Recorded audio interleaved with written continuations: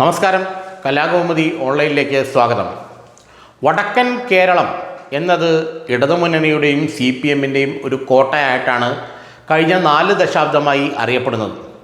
4 ദശാബ്ദങ്ങൾക്ക് മുമ്പ് CPM-നെ പല തലത്തിലും പല രീതിയിലും മറികടക്കാൻ കോൺഗ്രസിനും UDF-നും ഒക്കെ കഴിഞ്ഞിരുന്നുവെങ്കിലും തദ്ദേശ സ്വയംഭരണ സ്ഥാപന തെരഞ്ഞെടുപ്പിലും 2001 ശേഷമുള്ള നിയമസഭാ തെരഞ്ഞെടുപ്പുകളിലും വടക്കൻ കേരളം എന്നത് ഇടതുമുന്നണിയുടെയും CPM-ൻ്റെയും ഉറച്ച കോട്ട തന്നെയാണ്.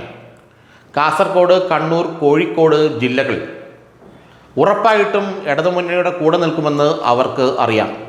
2001 ശേഷം കോഴിക്കോട് ജില്ലയിൽ ഒരു കോൺഗ്രസ് സ്ഥാനാർത്ഥി നിയമസഭ കണ്ടിട്ടില്ല, ഒരു കോൺഗ്രസ്സുകാരൻ നിയമസഭ കണ്ടിട്ടില്ല. കണ്ണൂർ ജില്ലയിൽ ഇപ്പോൾ കഷ്ടിച്ച് 2 സീറ്റുകൾ, നിയമസഭാ സീറ്റുകളേ ഉള്ളൂ. കാസർഗോഡ് ഇല്ല. കാസർഗോഡ് ജില്ലയിൽ കോൺഗ്രസിന് നിയമസഭ അല്ലെങ്കിൽ MLA ഇല്ല. അങ്ങനെ വരുമ്പോൾ വടക്കൻ കേരളം ഇത്തവണയും തങ്ങളുടെ കീഴിൽ ഉറച്ചു നിൽക്കും, തങ്ങളുടെ കൈപ്പിടിയിൽ ഉറച്ചു നിൽക്കും, അമർന്നിരിക്കുമെന്നാണ് LDF-ഉം ഇടതുമുന്നണിയും കരുതുന്നത്. തദ്ദേശ സ്വയംഭരണ സ്ഥാപന തെരഞ്ഞെടുപ്പ് അടുത്തു വരുമ്പോൾ ഉള്ള വിലയിരുത്തലിൽ നമ്മൾക്ക് മനസ്സിലാക്കാൻ കഴിയുന്നത് കാസർഗോഡ്, കണ്ണൂർ, കോഴിക്കോട് ജില്ലകൾ CPM-നും ഇടതുമുന്നണിയുടെയും കീഴിൽ അടിയുറച്ചു നിൽക്കുമെന്നും അവിടെ കോൺഗ്രസിന് കാര്യമായ നേട്ടങ്ങൾ ഉണ്ടാക്കാൻ കഴിയുമെന്നുമാണ്. കോഴിക്കോട് മുനിസിപ്പാലിറ്റിയിൽ ഇത്തവണ VM ബിനുവിനെയൊക്കെ മുന്നിൽ നിർത്തിക്കൊണ്ട് മേയർ സ്ഥാനാർത്ഥിയാക്കി പ്രഖ്യാപിച്ചുകൊണ്ടൊരു നീക്കം നടത്താൻ ശ്രമിച്ചെങ്കിലും അത് ആദ്യമേ പാളിപ്പോവുകയായിരുന്നു. കാരണം മറ്റൊന്നുമല്ല, സംവിധായകൻ VM ബിനുവിന് അദ്ദേഹത്തിൻ്റെ ഡിവിഷനിൽ വോട്ടില്ലാത്തയാൾക്ക് തദ്ദേശ സ്വയംഭരണ സ്ഥാപന തെരഞ്ഞെടുപ്പിൻ്റെ നിയമം അനുസരിച്ച് ആ ഡിവിഷനിൽ വോട്ടുണ്ടായിരിക്കണം. ആ ഡിവിഷനിൽ നിന്ന് തന്നെ ഒരാൾ അവിടെ പിന്താങ്ങുകയും വേണം. അതാണ് അതിൻ്റെ രീതി. അപ്പോൾ ആ ഡിവിഷനിൽ വോട്ടില്ല എന്നുള്ളത് കൊണ്ട് തന്നെ VM ബിനുവിന് അവിടെ നിന്ന് മത്സരിക്കാൻ കഴിയില്ല.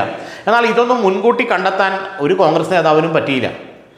തങ്ങൾ മേയർ സ്ഥാനാർത്ഥിയായി പ്രഖ്യാപിക്കാൻ പോകുന്ന VM ബിനുവിന് അദ്ദേഹത്തിൻ്റെ ഡിവിഷനിൽ വോട്ടുണ്ടോ ഇല്ലയോ എന്ന് കണ്ടെത്താൻ പോലും കഴിയാത്ത വിധത്തിൽ ജീർണിച്ചിരിക്കുകയാണ് കോൺഗ്രസിൻ്റെ സംഘടനാ സംവിധാനം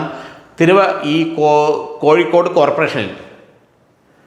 അതേസമയം കണ്ണൂർ കോർപ്പറേഷൻ പിടിക്കാൻ കഴിയുമെന്ന് UDF-ന് നല്ല ആത്മവിശ്വാസമുണ്ട്. കാരണം അവിടെ മുസ്ലിം ലീഗിൻ്റെ സ്വാധീന മേഖലയാണ്. മുസ്ലിം ലീഗ് വലിയ തോതിൽ പിന്തുണ നൽകും. അതുപോലെ തന്നെ അതേസമയം കാസർഗോഡ് എത്ര തദ്ദേശ സ്വയംഭരണ സ്ഥാപനങ്ങൾ പിടിച്ചെടുക്കാൻ കഴിയുമെന്നുള്ള ധാരണ ഇപ്പോഴും UDF-ന് ഇല്ല.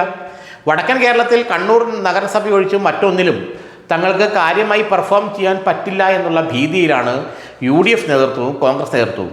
ഈ 3 ജില്ലകൾ എന്ന് പറയുന്നത് വളരെ നിർണായകമാണെന്ന് പറയാൻ കാരണം നിയമസഭാ തെരഞ്ഞെടുപ്പ് വരുമ്പോൾ കോഴിക്കോട്, കണ്ണൂർ ജില്ലകളിൽ ഇടതുമുന്നണി തൂത്തുവാരുകയാണെങ്കിൽ പിന്നെ 3ാം തവണയും ഭരണം പിണറായിയുടെ കയ്യിലിരിക്കും. കാരണം ഈ 2 ജില്ലകളിൽ നിന്നും ഏതാണ്ട് 26-27 നിയമസഭാ സീറ്റുകളുണ്ട്. അതിൽ 20 എണ്ണമെങ്കിലും ഇടതുമുന്നണി പിടിച്ചാൽ പിന്നെ 3ാം തവണയും പിണറായി അധികാരത്തിൽ വരും എന്നുള്ള കാര്യം CPM-ന് ഉറപ്പാണ്. അതുകൊണ്ട് തന്നെ ഈ തദ്ദേശ സ്വയംഭരണ സ്ഥാപന തെരഞ്ഞെടുപ്പിൽ ഈ 3 ജില്ലകളെയും വളരെ കൃത്യമായി കോൺസെൻട്രേറ്റ് ചെയ്ത് വളരെ കൃത്യമായി ഫോക്കസ് ചെയ്താണ് ഇടതുമുന്നണി മുന്നോട്ട് പോകുന്നത്. അതുകൊണ്ട് വടക്കൻ കേരളം എന്നത് തങ്ങളുടെ ഉറച്ച കോട്ടയാണെന്ന് അവർ പ്രഖ്യാപിച്ചു എന്ന് മാത്രമല്ല, അങ്ങനെ നിലനിർത്താനുള്ള സകല തരത്തിലുള്ള ശക്തിയും ഉപയോഗിച്ച് അവർ പോരാട്ടം നടത്തുന്നുണ്ട്. കോഴിക്കോട് കോർപ്പറേഷൻ ഇത്തവണയും CPM-ൻ്റെയും ഇടതുമുന്നണിയെ കയ്യിലിരിക്കുമെന്ന് പാർട്ടി പ്രഖ്യാപിച്ചു കഴിഞ്ഞു. കണ്ണൂർ കോർപ്പറേഷൻ മാത്രമേ അവർക്ക് സംശയമുള്ളൂ.